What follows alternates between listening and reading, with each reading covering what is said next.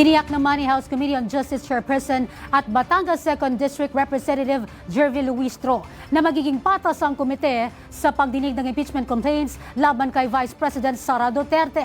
Si Bien Manalo para sa 13 sa tanghali. Sa botong 22 yes, 10 no at 0 abstain, idineklara na ng House Committee on Justice bilang sufficient inform ang 3rd at 4th impeachment complaints laban kay Vice President Sara Duterte. Isinantabi naman ang unang impeachment complaint dahil sa paglabag sa 1-year prohibition rule. Formal ding tinanggap ng komite ang pagbawi ng Tindig Pilipinas sa kanilang ikalawang impeachment complaint laban kay VP Sara. Ayon sa grupo, suporta ito sa iba pang mga reklamong inihain ng mga religious group, pari at mga abogado. Nilinaw ni Akbayan Representative Percy Sendanya na hindi ito pagsuko, kundi hakbang para mapabilis ang impeachment proceedings.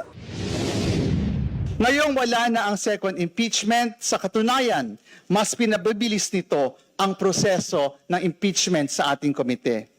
Ngayon pa lang, may ibang kaalyado na ang Vice President na natutuwa at nagdiriwang dahil nag-withdrawn ang second impeachment complaint. Thinking this shows a weakening of the case against her. Pasensya na po kung babasagin ko ang inyong trip. Mas pinadadali nga po natin ang pag-i-impeach sa kanya. With one less complaint, we are now expediting Vice President Sara Duterte's long-delayed day of accountability. Tinalakay din ang ika-4 na impeachment complaint na inihain noong February 18 na inendorso ni Manila 6th District Representative Bienvenido Abante Jr. at Deputy Speaker Paulo Ortega. Kabilang sa mga paratang ang betrayal of public trust, graft and corruption at ang umano'y mga issue sa SALN. We are not here to convict. We are not here to persecute. We are not even here to prejudge. We are here to determine sufficiency in form and sufficiency in substance.